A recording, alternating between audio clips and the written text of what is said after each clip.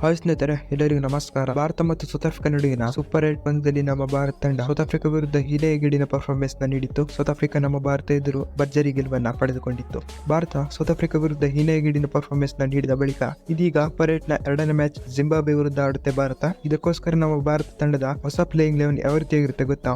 ಇದರ ಸಂಪೂರ್ಣ ಮಾಹಿತಿಯನ್ನ ಈ ಒಂದು ವಿಡಿಯೋದಲ್ಲಿ ಕಂಪ್ಲೀಟ್ ಆಗಿ ತಿಳಿಸ್ಕೊಡ್ತಾ ಹೋಗ್ತೀನಿ. ಆದ್ದರಿಂದ ವಿಡಿಯೋನ ಕೊನೆವರೆಗೂ ನೋಡಿ. ಚಾನಲ್ ಕೂಡ ಒಂದು ತಪ್ಪದೆ ಸಬ್ಸ್ಕ್ರೈಬ್ ಕೂಡ ಮಾಡ್ಕೊಳ್ಳಿ ಹಾಗೂ ಈ ವಿಡಿಯೋಗೆ ತಪ್ಪದೆ ಒಂದು ಲೈಕ್ ಮಾಡಿ ಸ್ನೇಹಿತರೆ. ಹೌದು, ಭಾರತ ಸೌತ್ ಆಫ್ರಿಕಾ ವಿರುದ್ಧ ಹೀನೆಗಿಡಿನ ಪರ್ಫಾರ್ಮೆನ್ಸ್ ನೀಡಿತ್ತು. ಸೌತ್ ಆಫ್ರಿಕಾ ನಮ್ಮ ಭಾರತದ ಎದುರು 76 ರನ್ಗಳ ಬೃಹತ್ ಮೊತ್ತದ ಗೆಲುವನ್ನ ಪಡೆದುಕೊಂಡಿತ್ತು. ಭಾರತ ಹೀನೆಗಿಡಿನ ಪರ್ಫಾರ್ಮೆನ್ಸ್ ನೀಡಿದ ಬಳಿಕ ಇದೀಗ ಸೂಪರ್ 8 ನ ಎರಡನೇ ಪಂದ್ಯ ಜಿಂಬಾಬ್ವೆ ವಿರುದ್ಧ ನಮ್ಮ ಭಾರತ ತಂಡ ಆಡುತ್ತೆ. ಇದೇ 26 ಫೆಬ್ರವರಿ ಎಂದು ಜಿಂಬಾಬ್ವೆ ವಿರುದ್ಧ ಸೂಪರ್ 8 ಪಂದ್ಯಕ್ಕಾಗಿ ನಮ್ಮ ಭಾರತ ತಂಡದ ಹೊಸ ಪ್ಲೇಯಿಂಗ್ 11 ಈ ರೀತಿ ಇದೆ ನೋಡಿ. ಓಪನಿಂಗ್ ನಲ್ಲಿ ಇಶಾನ್ ಕಿಶನ್ ಎಂದಿನಂತೆ ಇದ್ದೇ ಇರ್ತಾರೆ ಹಾಗೂ ಇಶಾನ್ ಕಿಶನ್ ಜೊತೆ ಅಭಿಷೇಕ್ ಶರ್ಮಾ ಅವರು ಓಪನಿಂಗ್ ಮಾಡ್ತಾ ಇದ್ರು. ಇದೀಗ ಅಭಿಷೇಕ್ ಶರ್ಮಾ ಅವರ ಬದಲು ಸಂಜು ಸ್ಯಾಮ್ಸನ್ ಅವರು ಇಶಾನ್ ಕಿಶನ್ ಅವರ ಜೊತೆಗೆ ಆರಂಭಿಕ ಆಟಗಾರನಾಗಿ ಆಡ್ತಾರೆ. ಅಭಿಷೇಕ್ ಶರ್ಮಾ ಎಲ್ಲೂ ಕೂಡ ಪರ್ಫಾರ್ಮೆನ್ಸ್ ನೀಡಿಲ್ಲ. ಈ ಕಾರಣಕ್ಕೋಸ್ಕರ ಅಭಿಷೇಕ್ ಶರ್ಮಾ ಅವರ ಬದಲು ಸಂಜು ಸ್ಯಾಮ್ಸನ್ ಅವರು ಇಶಾನ್ ಕಿಶನ್ ಅವರ ಜೊತೆಗೆ ಓಪನಿಂಗ್ ಮಾಡ್ತಾರೆ. ಮೂರನೇ ಕ್ರಮಾಂಕದಲ್ಲಿ ತಿಲಕ್ ವರ್ಮಾ ಅವರು ಎಂದಿನಂತೆ ಇದ್ದೇ ಇರ್ತಾರೆ. 4ನೇ ಸ್ಲಾಟ್ ನಲ್ಲಿ ನಾಯಕ ಸೂರ್ಯಕುಮಾರ್ ಯಾದವ್, 5ನೇ ಸ್ಲಾಟ್ ನಲ್ಲಿ ಹಾರ್ದಿಕ್ ಪಾಂಡ್ಯ ಅವರು ಇದ್ರೆ 6ನೇ ಕ್ರಮಾಂಕದಲ್ಲಿ ಶಿವಮ್ ದುಬೆ ಎಂದಿನಂತೆ ಇದ್ದೇ ಇರ್ತಾರೆ. 7ನೇ ಸ್ಲಾಟ್ ನಲ್ಲಿ ರಿಂಕು ಸಿಂಗ್ ಆಡಿದ್ರೆ 8ನೇ ಸ್ಲಾಟ್ ನಲ್ಲಿ ಅಕ್ಷರ್ ಪಟೇಲ್ ಅವರು ಎಂದಿನಂತೆ ಇದ್ದೇ ಇರ್ತಾರೆ. 9ನೇ ಸ್ಲಾಟ್ ನಲ್ಲಿ ಹರ್ಷದೀಪ್ ಸಿಂಗ್, 10ನೇ ಸ್ಲಾಟ್ ನಲ್ಲಿ